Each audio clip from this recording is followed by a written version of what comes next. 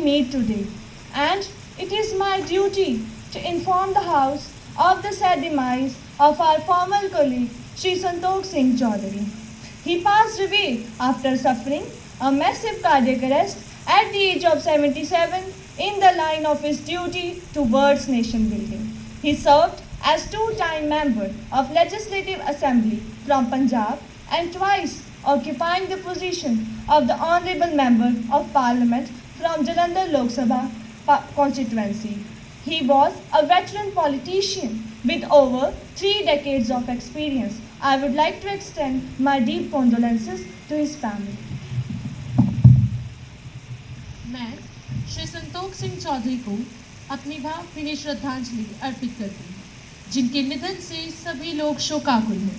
उनका सौम्य स्वभाव, कुशल प्रशासक के रूप में योगदान तथा सार्वजनिक जीवन में सत्यनिष्ठा उनके व्यक्तित्व में नजर आती थी। लोकतांत्रिक भारत के उत्थान और सफलता में भी उनकी अमूल्य भूमिका रही है। वह बहुत ही मेहनती और मिलनसार विधायक तथा बाद में सांसद के रूप में जाने जाते थे। उनको राजनीति से जुड़े मुद्दों की गहरी समझ थी। उन्होंने प्रशासक के रूप में भी कई सराहनीय कार्य किए हैं। मैं उनके परिवार के प्रति अपनी गहरी संवेदना व्यक्त करती हूँ। Former Lok Sabha MP Shri Santokh Singh Chaudhary's demise has created a void in the Indian politics. He was a key figure and a good listener. He had the unique distinction of having been called as a member of all four houses. He actively participated in the upliftment of backwards and Dalits. His death is a great loss to our country. I would like to extend my deep condolences towards his family. The House may stand in silence for a while to express our deep sorrow.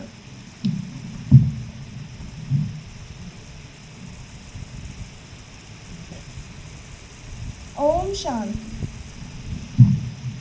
Secretary General may convey the message of condolences to the bereaved family.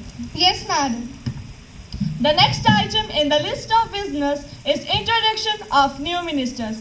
Prime Minister to introduce the new ministers.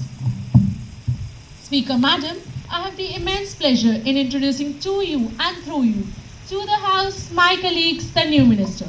Ms. Mehak, Minister of Defence. Ms. Kalpana, Minister of Electronics and Information Technology. Now the question hour starts. Question number 101, Ms. Sanjana Saini. Thank you, Speaker Madam, for giving me opportunity to raise my voice. Education's light, so pure and clear, guides us forward year by year. With each new lesson, dreams take a flight, leading us to future's bright. Respected Speaker Madam, will the Minister of Education be pleased to state that the significant achievements made after the announcement of National Education Policy in 2020 in the school for the past 4 years? Thank you, Speaker Madam. Honorable Minister of Education, please. Thank you for giving me this opportunity, Speaker Madam. My government is engaged in implementing NEP 2020 with full dedication and has also been successful. The details of some significant achievement made after the announcement of NEP 2020 for the past 4 years are: first, our government has launched PM Shri, Pradhan Mantri Schools for Rising India. For the upgradation of schools, it's aimed to create, nurture, holistic and well-rounded individual equipment with the key 21st century skills. Under PM Shri, 630 crore were released as the first installment to selected 6,207 schools out of more than 14,500 PM Shri schools with the total cost of rupees 27,607 crores spread over a period of 5 years with central share 18,128 crores. Now, second, Nipun Bharat. Third, PM E-Vidya. Fourth, Diksha. A mobile app has been launched as One Nation, One Digital Platform. Fifth, National Curriculum Framework 2023 has been launched for implementation of NEP 2020. Sixth, Nishtha, an integrated teacher training program has been launched for school upgradation for different stages of schools, teachers, head teachers and other skilled stakeholders of education management. Thank you, Speaker Madam. Supplementary question number 1. Yes, Ms. Sanjana. Honorable Speaker Madam, I want to ask from the Minister through you. A. Whether a government fixed any time limit for the completion of said projects? B. If so, the details thereof. Thank you. Minister of Education, please. Thank you, Speaker Madam. The NEP 2020 is the first education policy of 21st century. As this policy made for next 20 years, therefore the implementation of NEP being carried out in a phased manner. Recently, NCERT launched new books for class 3rd and 6th aligned with updated syllabus and curriculum 2023. NEP aims at universalization of education. Thank you, Madam. Question number 102. Mr. Simranjeet. अध्यक्ष महोदया, मुझे ये अवसर देने के लिए धन्यवाद। यत्र नार्यास्तु पूज्यन्ते रमन्ते तत्र देवताः, अर्थात जहाँ नारियों की पूजा होती है वहीं देवता निवास करते हैं। एक देश हमेशा ही महिलाओं के सशक्त बनने से सशक्त बनता है। एक स्त्री जब माँ, बहन और पत्नी की भूमिकाओं में मानव जाति का पालन पोषण करती है और तब जाकर एक सशक्त समाज और सशक्त राष्ट्र का निर्माण होता है। क्या माननीय मंत्री जी इस बात से अवगत हैं कि दिल्ली में महिला उत्पीड़न, दुराचार, चेन स्नैचिंग, चोरी और लूटपाट की घटनाओं में वृद्धि दर्ज की गई है? क्या महिलाओं के खिलाफ अपराध में वृद्धि के बारे में कोई विश्लेषण किया गया है? और यदि हाँ, तो उसका ब्यौरा क्या है और क्या सुधारात्मक उपाय किए जा रहे हैं? धन्यवाद महोदया। Honorable Home Minister, please.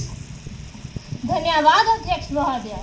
मैं आपके माध्यम से सदन को यह सूचित करना चाहूंगी कि मेरे पास महिलाओं के खिलाफ ऐसी घटनाओं के बारे में पिछले 5 वर्षों का डेटा है जो महिलाओं के खिलाफ अपराध में वृद्धि का कोई संकेत नहीं देता है।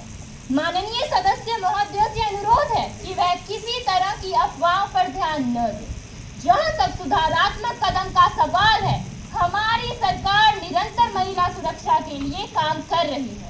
दिल्ली पुलिस लगातार अपराध की प्रवृत्ति का विश्लेषण और निगरानी कर रही है और तदनुसार अपनी प्रतिक्रिया तंत्र को मजबूत भी कर रही है।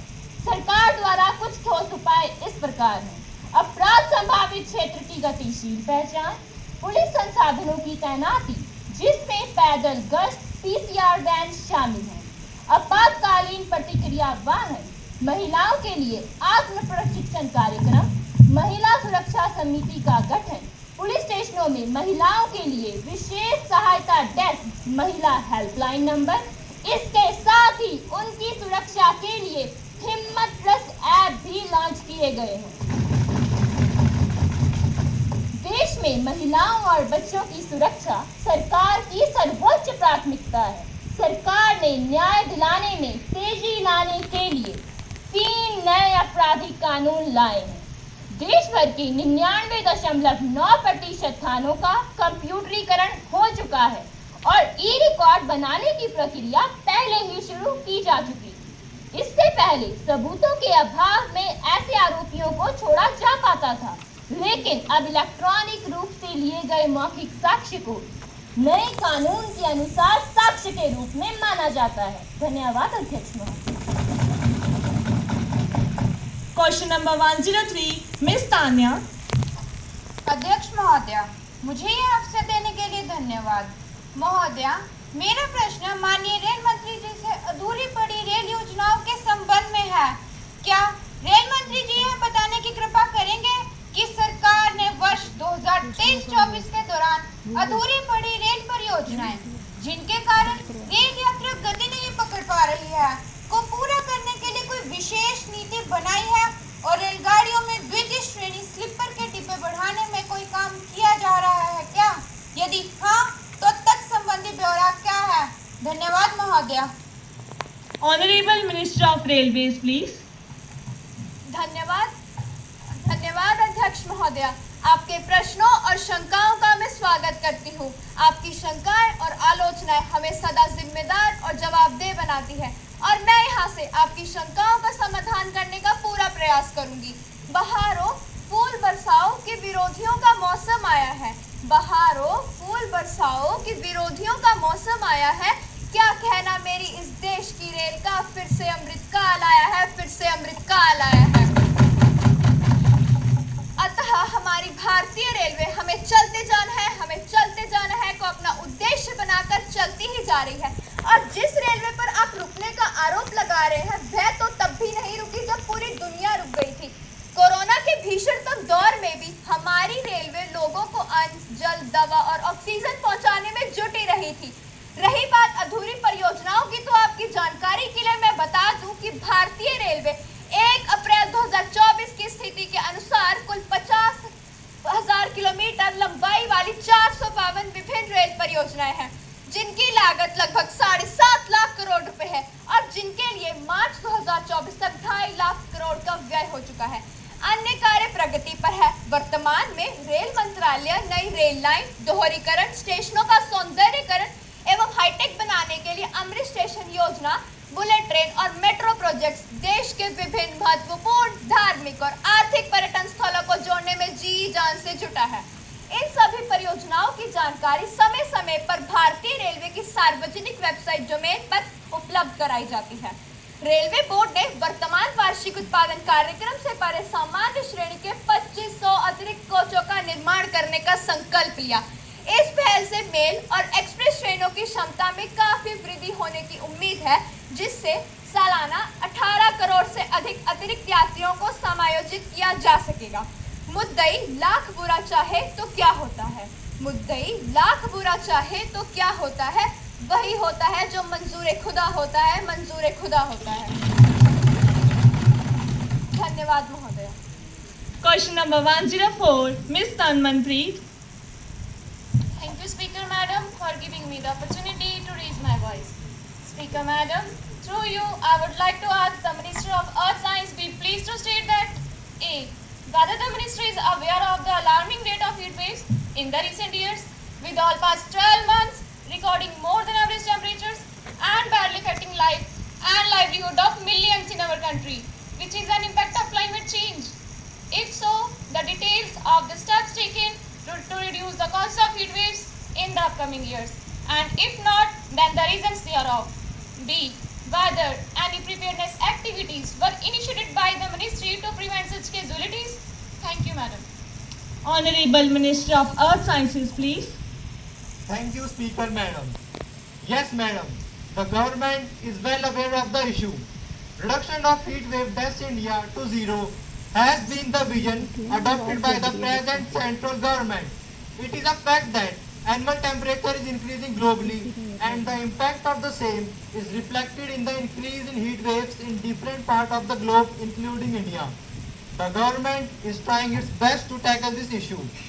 IMD issues forecasts and warnings related to severe weather events, including heat waves in different parts of the country.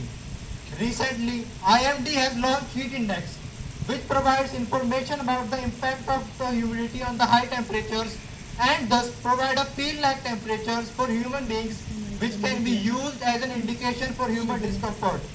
It provides guidance towards additional care to be taken. NDMA has been regularly issuing advisories on heat waves to all heat wave prone states and union territories. The advisories also contain provisions for safeguarding animals. Thank you. Question number 105, Miss Janvi Verma. धन्यवाद अध्यक्ष महोदय। आत्मनिर्भर भारत विश्व गुरु बने, आत्मनिर्भर भारत विश्व गुरु बने, 5 trillion का सपना कैसे सजे, अमृत काल का क्या कहना, गरीबी बेरोजगारी का डंका बजे, गरीबी बेरोजगारी का डंका बजे। क्या माननीय वित्त मंत्री जी सदन को बताना चाहेंगी कि इस बार के बजट में केवल 2 राज्य को ही बजट की अधिकतम राशि का सारा हलवा क्यों बांटा गया है? क्या पश्चिम बंगाल, कर्नाटक आदि राज्य इस देश में नहीं आते, जिनकी कहीं भी किसी बड़ी एलोकेशन की कोई बात नहीं की गई है? किसानों के लिए इस बजट में क्या विशेष प्रावधान किए गए हैं? क्या इस बजट में भी केवल सूट-बूट की सरकार और कुछ विशेष पूंजीपतियों और उद्योगपतियों को ही फायदा पहुंचाने की मेहनत की गई है? धन्यवाद। Honorable Minister of Finance, please. Thank you, respected Speaker Madam. First of all, I would like to state that states not mentioned in the budget doesn't mean they were not allocated funds. No state has been denied any money. If we talk about farmers, over 3.2 lakh crore has been dispersed over 11 crore by PM Kisan Samman Nidhi since its launch. As far as Karnataka is concerned, funds allocated for SC/ST were taken by the state government. Karnataka government took rupees 4,301 crore out of total rupees 9,980 crores allocated in state's budget. For West Bengal, we would soon provide a white paper on state's economy. Budget drawn upon what was mentioned in the interim budget, it infuses itself said everything in February 2024. Principle of governance since 2014 has been Sabka Saath, Sabka Vikas, Sabka Prayas. We are taking the whole nation's approach to meet the aspiration of people. The expenditure of this government is grown exponentially at rupees 48 lakh crore in financial year 2025. The rural development was rupees 0.87 lakh crore in 2023 and 2014. Today it is rupees 2.66 lakh crore. It is even 11% higher than last year. Now, if in a budget speech no state is mentioned, it doesn't mean money not go to them. It is a misleading campaigning. In budget speech 2004 and 5, there were 17 states which was not mentioned. It doesn't mean money not go to them. If they stop the money, then only they can raise this issue. Borrowing have been reduced due to better fiscal management and deficit is reduced from 5.1% interim to 4.9% interim. We also reduced the fuel price twice and introduced Bharatiya brand atta, pulses and rices. Net finance saving of household sector has risen from rupees 8.32 lakh crore in 2013 and 14. Today it is rupees 14.16 lakh crore in full budget. Finally, I want to assure the House that our government is striving hard to bring an exclusive development by taking all the sections of society and stakeholders all among. Thank you, ma'am. Question number 106, Ms. Simran. Thank you, Madam. Speaker Madam, will the Minister of Women and Child Development be pleased to state A. The number of women suffering from anemia and children suffering from malnutrition in the country state-wise. B. The details of the steps taken by the government to address the said issues. C. The number of such women and children in Jharkhand district-wise. And D. The details of the resources provided to Jharkhand to address the above issues. Thank you, Madam. Honorable Minister of Women and Child Development, please. Thank you, Madam Speaker, for giving me this opportunity. I want to tell you that in the 15th Finance Commission, components of nutritional support for children below the age of 6 years, pregnant women and lactating mothers, adolescent girls, early childhood care and education 3 to 6 years, Anganwadi infrastructure has been reorganized under mission Saksham Anganwadi and Poshan 2.0 mission. Mission Poshan 2.0 focuses on maternal nutrition, infant and young child feeding norms, treatment of MAM, SAM and wellness through Ayush practices to reduce wasting and underweight prevalences besides stunting and anemia. Saksham Anganwadi and Poshan 2.0 is an integrated nutrition support program to strengthen nutritional content, delivery, outreach and outcomes with focus on developing practices that nurture health, wellness and immunity to diseases and malnutrition. Further, to give high importance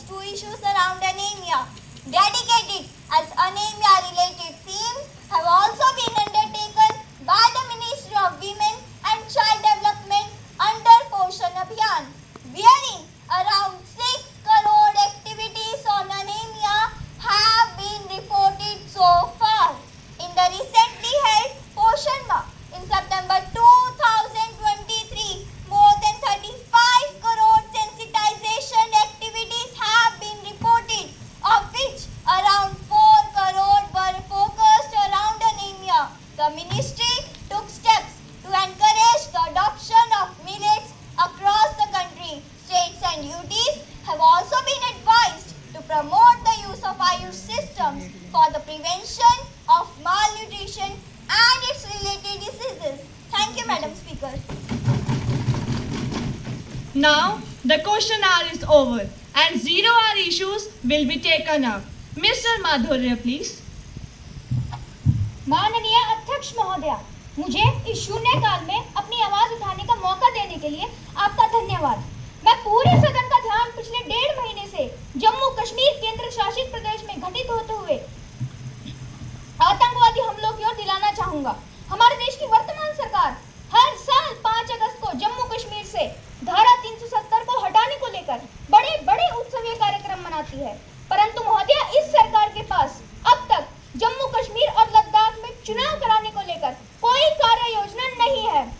उस पर सीमा पार बैठे दुश्मन का दुस्साहस दिन पर दिन बढ़ता ही जा रहा है। फिर चाहे राजौरी हो या डोडा, चाहे उधमपुर हो या जम्मू, चाहे रियासी हो या कठुआ, जम्मू कश्मीर का कोई जिला, कोई तहसील ऐसी नहीं रह गई है महोदया जहां पे इन आतंकवादियों ने अपना कहर ना बरपाया हो। महोदया, इन हमलों में हमारे देश के न जाने कितने वीर फौजी जवान व फौजी अफसर शहीद हो जाते हैं।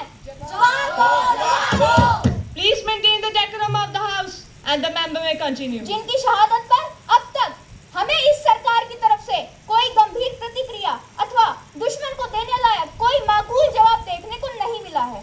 महोदया, मुझे तो लगता है कि यह सरकार एक और गलवान अथवा एक और कारगिल जैसे युद्ध की स्थिति को पनपते हुए देखना चाहती है। महोदया, क्या अब हमारे इस देश में वीर फौजी जवानों व फौजी अफसरों का इन आतंकवादी हमलों में शहीद होना एक आम सी बात बन चुकी है? क्या अब इसी काम के लिए उन्हें सेना में भर्ती किया जा रहा है? महोदया, वो दिन दूर नहीं जब यह घटनाएं जम्मू कश्मीर के पड़ोसी राज्य से होते हुए यहाँ राजधानी दिल्ली तक पहुँच जाएंगे और घटित होते हुए दिखाई देंगे। इसलिए महोदया, मैं हमारे देश के रक्षा मंत्री व प्रधानमंत्री से शीघ्र, अति शीघ्र इन बर्बर घटनाओं पर ठोस कदम उठाने की गुजारिश करता हूँ। धन्यवाद महोदया। Mr. युवराज चौधरी। माननीय अध्यक्ष महोदया, मुझे इस शून्यकाल में अपनी बात रखने का अवसर देने के लिए आपका अति धन्यवाद। मैं पूरे सदन का ध्यान लगातार हो रही रेल दुर्घटनाओं की ओर आकर्षित करना चाहता हूं। पिछले 1 साल में कोरोमंडल एक्सप्रेस की भयानक दुर्घटना के बाद से अब तक न्यू जलपाईगुड़ी में कंचलजंगा एक्सप्रेस, हावड़ा मुंबई का झारखंड में रेल हादसा, चंडीगढ़ डिब्रूगढ़ एक्सप्रेस की उत्तर प्रदेश के गोंडा जिले में रेल दुर्घटना और न जाने कितने ही राज्यों में कितनी रेल दुर्घटनाएं रुकने का नाम ही नहीं ले रही हैं। ऐसा लग रहा है कि हमारी सरकार और हमारे रेल मंत्रालय पर इसका कोई असर ही नहीं पड़ रहा है।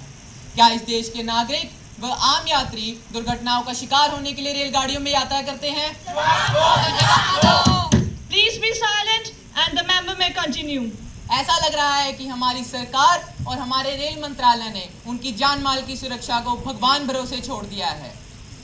अभी थोड़ी ही देर पहले मंत्री जी बहुत बड़ी बड़ी बातें कर रहे थे, बुलेट ट्रेन, अमृत स्टेशन और न जाने क्या क्या, पर जमीनी हालात बहुत ही खराब हैं। माननीय अध्यक्ष महोदया जी, मैं आपके माध्यम से वर्तमान सरकार से यह आग्रह करूंगा कि इन दुर्घटनाओं से बचने के लिए और जान माल की सुरक्षा के लिए तत्काल प्रभाव से उचित कदम उठाए जाएं। धन्यवाद। Miss Nikita please. माननीय अध्यक्ष महोदय, आज देश धार्मिक उन्माद और अंधविश्वास जैसी समस्याओं से लड़ रहा है। कुछ स्वघोषित भगवान जनता की भावनाओं के साथ खिलवाड़ कर रहे हैं और हाल ही में देश के हिस्सों से लोगों के भगदड़ में शिकार हो जाने की खबरें आ रही हैं। एक ऐसी ही दर्दनाक घटना में 120 से ज्यादा लोगों की जानें चली गई, जो कि एक स्वयंभू बाबा के सत्संग में शामिल होने गए थे। और जान गंवाने वाले लोगों के परिजनों को मृत शरीरों के लिए प्रशासन से भीख मांगते हुए न्यूज चैनल्स पर देख मन को बहुत पीड़ा हुई।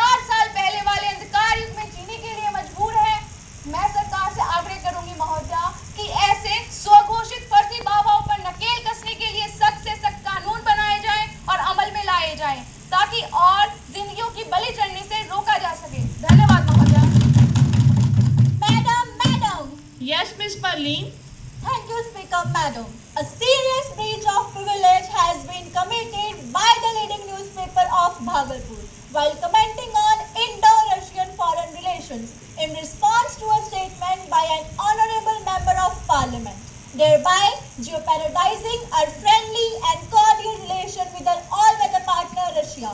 The paper has attributed a dishonest motive, and I request you to allow me to raise a question on that matter now. Miss Parli, have you given notice of it earlier? You may give due notice along with a copy of the newspaper cuttings, and I shall consider it. You cannot spring a surprise on me like this. I have already given notice of it at 10 a.m. today, Madam Speaker.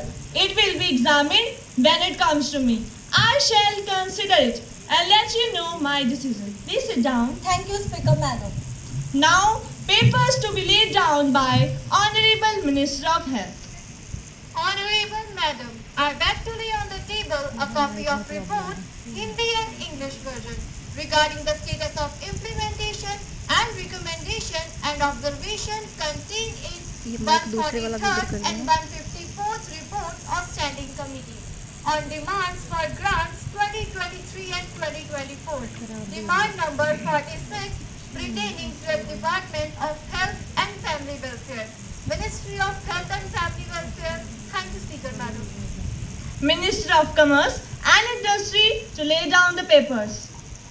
Madam, I beg to lay paper on the table a copy of report, Hindi and English version, action taken by the Ministry of Commerce and Industry, Department of Commerce on the observation and recommendation made by the committee in their 149 report regarding the delay in the annual report and audited accounts of the government e-marketplace, JAM, New Delhi. Thank you, Madam.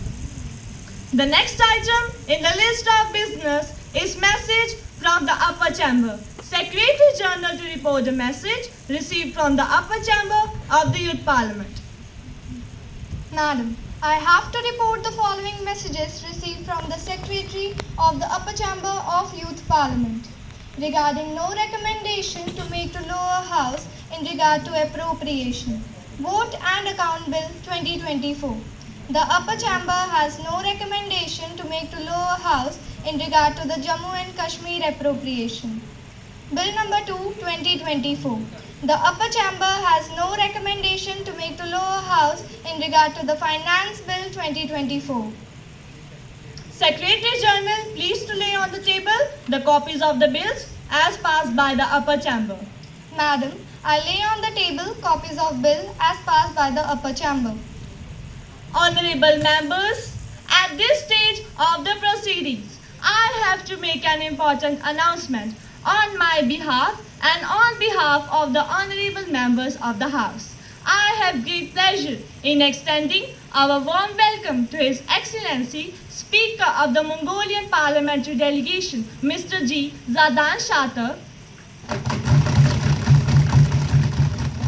and the honorable members of the Mongolian Republic who are on the visit to India as our honored guest. The other honorable members of the Mongolian delegation are Ms. Batbung Batsat Sek, Minister of Foreign Affairs and Trade of Mongolia,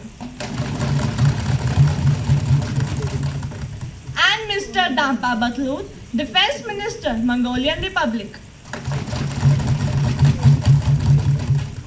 It is a high-power delegation. The delegation arrived on 18th August 2024 for a 5-day visit on the invitation of the Parliament of India. They are now seated in our special box. We wish them a happy and fruitful stay in our country. We also convey our very best wishes and warm greetings through them to the government of Mongolian Republic and the very friendly people of Mongolia. Now, the House will take up the next item in the list of business, that is calling attention motion. Ms. Preeti Tripathi, please. आदरणीय अध्यक्ष महोदया, हमारे सशस्त्र सेनाएं थल सेना, जल सेना और वायु सेना विश्व के सबसे प्रतिष्ठित और उपलब्धियों से भरी सेना, विश्व के सबसे सशक्त और समर्थ सेनाओं में से एक है। इनकी बहादुरी का लोहा हमारे दुश्मन ही नहीं, दुनिया के वे कुर्बानियां हैं। हमारे इन जाबाज सेनाओं ने पराक्रम की कई मिसालें पेश करते हुए बड़े बड़े मिलिट्री ऑपरेशन में हमारे देश का झंडा बुलंद किया, लेकिन अफसोस के साथ कहना पड़ता है हमारे फौज को पंगु बनाने के लिए जो अग्निपथ योजना ये सरकार वर्ष 2022 में लेकर आई, इस योजना के परिणाम स्वरूप भविष्य में सैनिकों का जो मनोबल गिरने वाला है, जो अराजकता पैदा होने का खतरा इस देश पर मंडरा रहा है, उस पर ये सरकार की बेरुखी और किसी भी प्रकार की कोई गंभीरता न देखकर आज मैं ये मुद्दा ध्यान आकर्षण प्रस्ताव में लेकर आई हूँ। मैं चाहूंगी हमारे रक्षा मंत्री जी जो यहाँ बैठे हैं वे कृपया इस गंभीर मुद्दे पर जवाब दे। आखिर में उनकी सरकार चाहती क्या है? क्या वे विश्व में सबसे प्रतिष्ठित और उपलब्धियों से भरी सेना को एक पार्ट टाइम या ठेके पर रखी हुई फौज बनाना चाहती है? जवाब दो। Please maintain the decorum of the house. जिसमें न लड़ने का जज्बा हो न ही राष्ट्र के प्रति समर्पण भाव हो। क्या ये निजी कंपनी में ठेके पर सुरक्षा गार्ड रखने की भर्ती योजना चल रही है? पूरा सदन और देश जानना चाहता है इस प्रयोगात्मक योजना के पीछे आपकी असली मंशा क्या है? धन्यवाद महोदया। Honorable Defense Minister, please.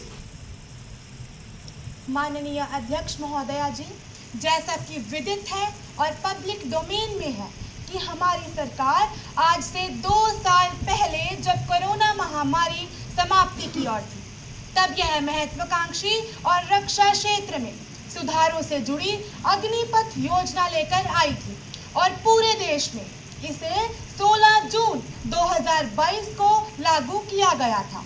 और तभी से हमारे विपक्षी मित्र पूरे देश में यह भ्रम फैलाने में लगे हुए हैं कि हम सेना में आउटसोर्सिंग कर रहे हैं, हम देश की रक्षा के साथ समझौता कर रहे हैं, हमें देश के वीर जवानों के आत्मसम्मान और उनके भविष्य की कोई चिंता ही नहीं है, वगैरह वगैरह। महोदया, मुझे मेरे विद्वान विपक्षी साथियों की सोच पर दया आती है कि वे रक्षा सुधारों की सिफारिशों का अध्ययन किए बिना ही हमारी सरकार पर हर किस्म के बेबुनियाद आरोप लगाते रहते हैं। मान्यवर, अग्निपथ स्कीम की कुछ विशेषताएं इस प्रकार हैं। 4 वर्ष की सेवा के पश्चात 25% अग्निवीरों को उनकी कौशलता के आधार पर स्थायी किया जाएगा। सेवा समाप्ति के पश्चात अग्निवीरों को उनकी कौशलता के अनुरूप स्किल सर्टिफिकेट दिया जाएगा, जो भविष्य में उनके लिए रोजगार के रास्ते खोलेगा।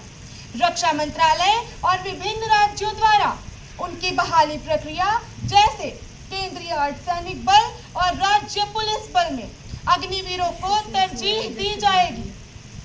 सेवा के दौरान किसी भी प्रकार की अनहोनी होने की अवस्था के मद्देनजर अग्निवीरों को 48 लाख रुपए का बीमा दिया जाएगा।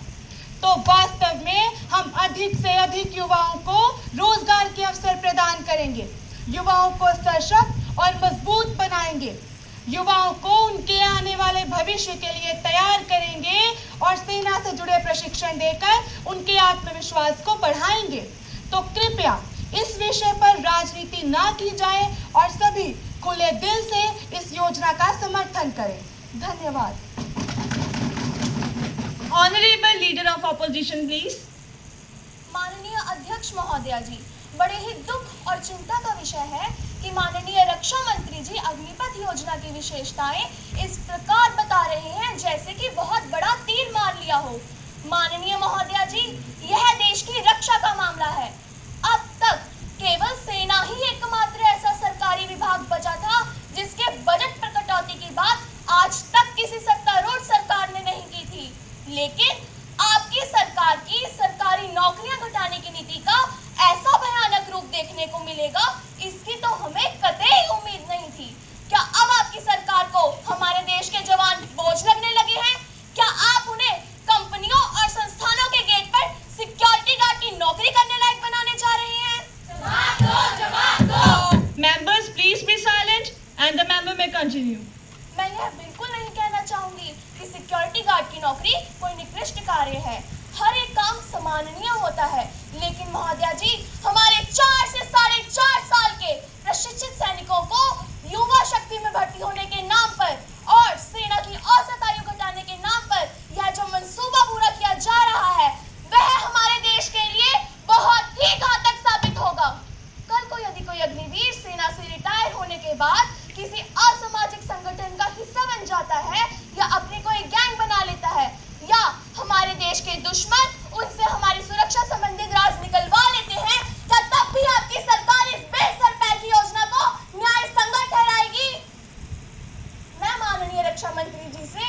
फिर निवेदन करूंगी कि वह माननीय प्रधानमंत्री जी के साथ बैठकर इस विषय पर पुनः विचार करें और इस योजना को वापस लेने के बारे में सोचें, क्योंकि यदि कल को हमारी सरकार सत्ता में आती है तो हम 100% इस योजना को समाप्त कर देंगे। धन्यवाद। Honorable Defense Minister, please. माननीय अध्यक्ष महोदया जी, उफक पर चांद निकला है, सितारे मुस्कुराते हैं।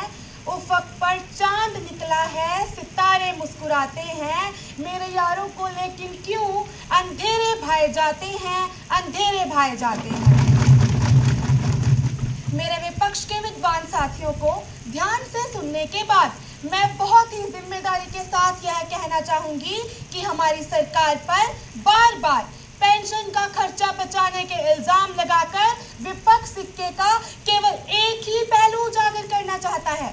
मान्यवर, मैं यह साफ साफ कहना चाहूंगी कि यदि इन्हें कर्मचारियों की पेंशन की इतनी ही चिंता होती तो 10 साल सत्ता में रहने पर उसे लागू कर सकते थे, लेकिन अब केवल वोट बैंक की राजनीति करने के लिए बार बार हम पर यही तंज कसा जाता है कि हम सेना की पेंशन से परेशान हैं। मान्यवर, सेना हमारे लिए कोई नौकरी या कारोबार नहीं है, यह देश की सर्वोच्च सेवा है जो किसी वेतन या पेंशन के कच्चे धागे से नहीं बंधी है। शायद विपक्ष यह भूल गया है कि 1 रैंक 1 पेंशन हमारी ही सरकार लेकर आई थी। सेना के आधुनिकीकरण में सबसे अधिक खर्चा हमारी ही सरकार ने किया और इसी दिशा में जब सरकार अग्निपथ योजना लेकर आई तो विरोध के नाम पर देश भर में राजनीति करने का काम ही आज तक विपक्ष कर पाया है। देश भर के नौजवानों को सरकार के खिलाफ भड़काया गया। शायद वे भूल गए हैं कि किस प्रकार बड़े बड़े रक्षा घोटाले इन्हीं की सरकारों के दौरान सुर्खियों में आए थे। हमारी सरकार ने पारदर्शिता अपनाते हुए सेना को आधुनिकतम हथियारों से सुसज्जित किया और डिफेंस रिफॉर्म्स की दिशा में जब सरकार अग्निपथ योजना लेकर आई तो उसका मकसद देश की सेना की औसत आयु को घटाना और उनकी मारक शक्ति को और ऊर्जावान और घातक बनाना था। मैं मानती हूँ कि अन्य योजनाओं की तरह ही इस योजना में भी सुधारों की काफी गुंजाइश है और हमने सेना से एक इंटरनल सर्वे और रिव्यू करवाया है और बहुत ही सकारात्मक सुझाव हमें भी सभी स्टेट होल्डर से प्राप्त हो रहे हैं। इनके अलावा उत्तर प्रदेश, मध्य प्रदेश जैसे कई राज्यों ने अपने पुलिस बलों में आरक्षण देने संबंधी ऐलान किए हैं जो कि स्वागत योग्य हैं। केंद्रीय अर्धसैनिक बल और राज्य पुलिस बल में अग्निवीरों को तरजीह दी जाएगी, यह मैं पहले ही बता चुकी हूँ, लेकिन केवल विरोध को ही अपना कर्तव्य बना लेना तो कोई विपक्ष से सीखे। हमारे प्रधानमंत्री जी पहले ही कारगिल विजय दिवस के मौके पर यह बता चुके हैं कि पेंशन कोई मुद्दा नहीं है जिसे विपक्ष भुनाने में लगा हुआ है। मेरा निवेदन है कि कृपया इस योजना को पूरी तरह लागू और सफल होने दीजिए और जब आपको इसके सकारात्मक नतीजे देखने को मिलेंगे तो कल को आप स्वयं इसका गुणगान करेंगे। धन्यवाद अध्यक्ष महोदय। Honorable Minister of Electronics and Information Technology to introduce the bill. Honorable Speaker Madam, I'd like to move for leave to introduce the bill further. The Digital India Amendment Bill 2024. The question is that leave to be granted to introduce the bill, the Digital India Amendment Bill 2024. Those who are in favor, please say aye. Aye. Those who are against it, please say no. No. I think the ayes have it, the ayes have it, the ayes have it. Leave is granted. The minister may speak. Honorable Speaker Madam, I introduce the bill. Thank you. Now, the House will take up consideration of Public Examination Prevention of Unfair Means Bill 2024. Minister of Personal, Public Grievances and Pensions, headed by the Prime Minister, please. Honorable Speaker Madam, I rise to move the bill, the Public Examination Prevention of Unfair Means 2024 for consideration. Speaker Madam, I would like to introduce the bill which is regarding the prevention of unfair means in the public examination system. It aims to prevent unfair means in order to bring greater transparency, fairness, and credibility to the public examination. The salient features of this bill are, under this Act, the following actions are considered as unfair means. First, leakage of question paper and answers, accessing or taking possession of question paper or an OMR sheet, changing sitting arrangement, creation of fake website, fake admit card, or offer letters to cheat or for monetary gains. Second, any person or persons resorting to unfair means and offence under this Act shall be punished with imprisonment for a term not less than 3 years, but which may extend to 5 years, and with a fine up to rupees 10 lakh.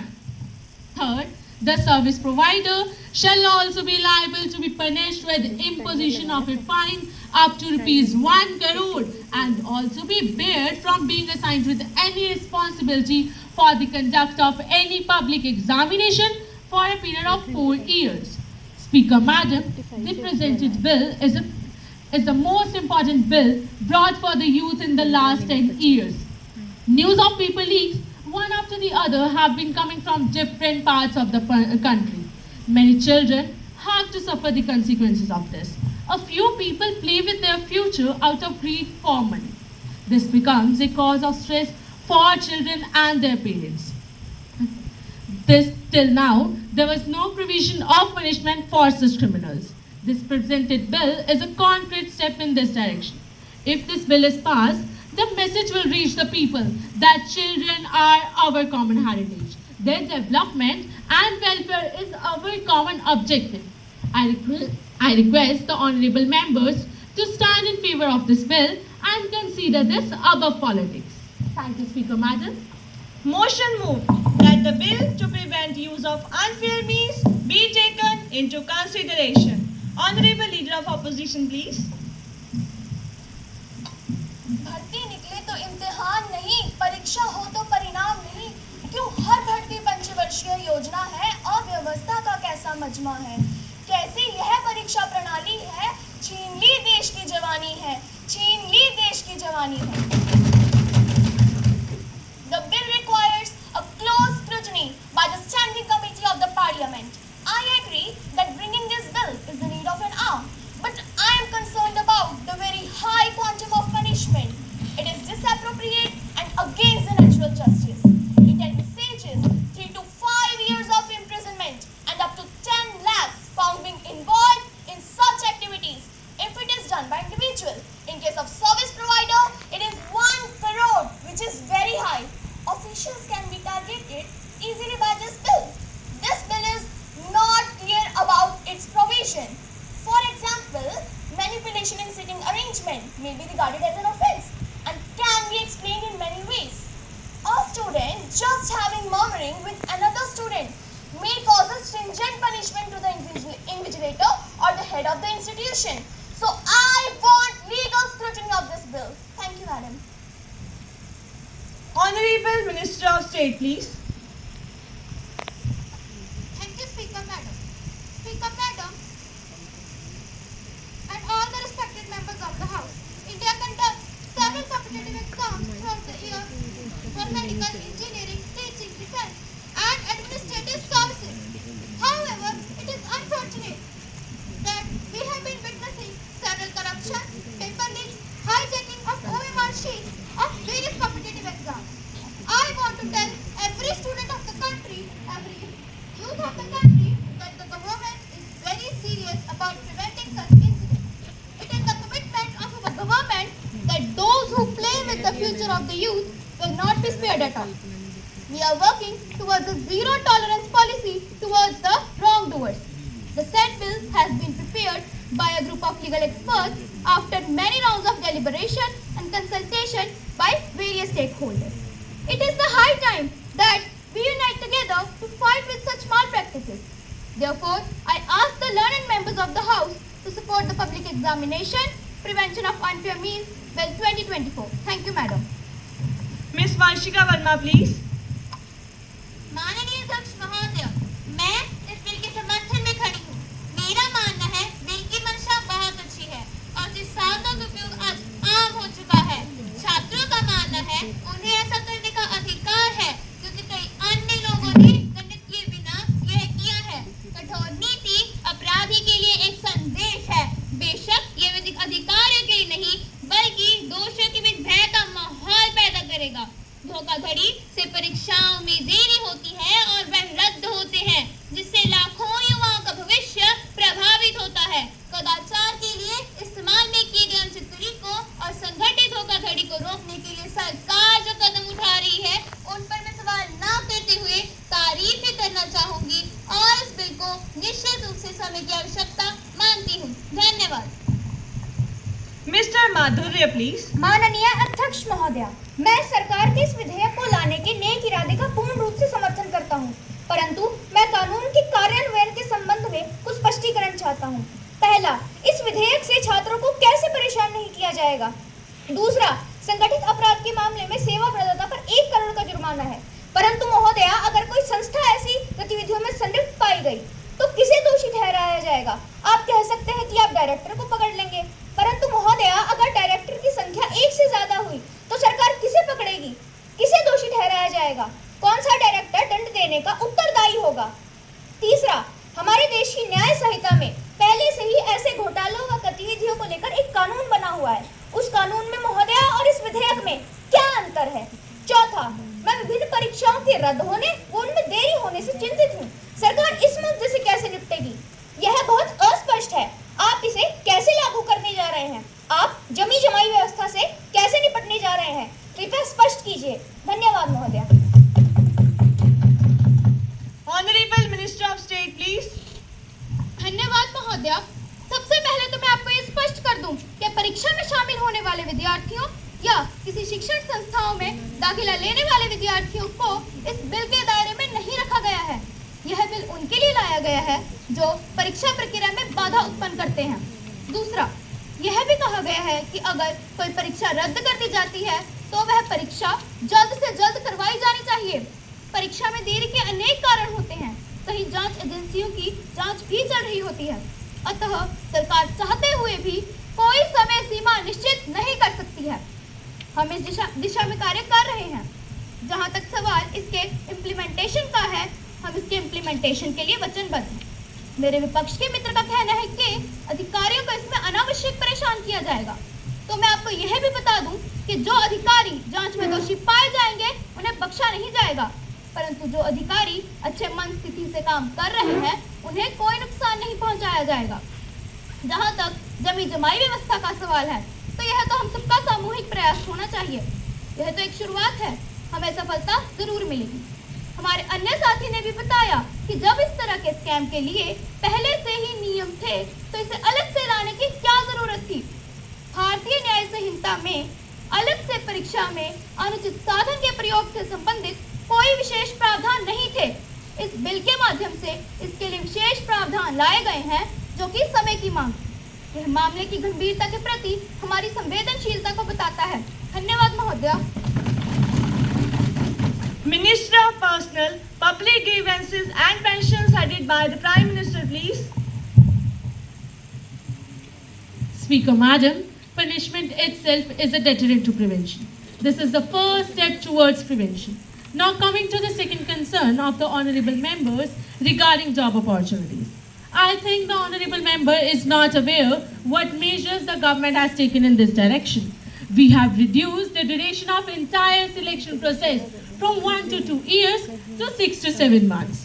8,82,191 central government vacancies have been filled up in the last 9 years. Regional recruitment boards gave government jobs to 4,30,592 youth between 2014 to 2023. We have introduced the process of Rozgar Melas so that vacancies could be filled in bulk, 50,000 to 60,000, and even 1 lakh appointment letters being issued together. This dig economy, Speaker Madam, this dig economy has created 77 lakh jobs. Finally, I request the honorable members to support this bill, consider it above politics, as this topic is very important for the youth of our country. And I request you to pave the way for millions of futures. Thank you, Speaker Madam. The question is that the bill to be taken into consideration. Those who are in favor, please say aye. Aye. Those who are against it, please say no. No. I think the ayes have it, the ayes have it, the ayes have it. The motion is adopted. Now the question is that the section 101 and 107 stand part of the bill. Those who are in favor, please say aye. Aye. Those who are against it, please say no. No. I think the ayes have it, the ayes have it, the ayes have it. The motion is adopted. Clause 2 to 10 stand part of the bill. Now the question is that the chapter 1, the enacting formula and the title stand part of the bill. Those who are in favor, please say aye. Aye. Those who are against it, please say no. No. I think the ayes have it, the ayes have it, the ayes have it. The motion is adopted. Honorable Prime Minister, please. Madam, I move the bill be passed. Motion moved that the bill be passed. Those who are in favor, please say aye. Aye. Those who are against it, please say no. No. I think the ayes have it, the ayes have it, the ayes have it. The motion is adopted and the bill is passed. Now the House is adjourned to meet again at 11 a.m. tomorrow.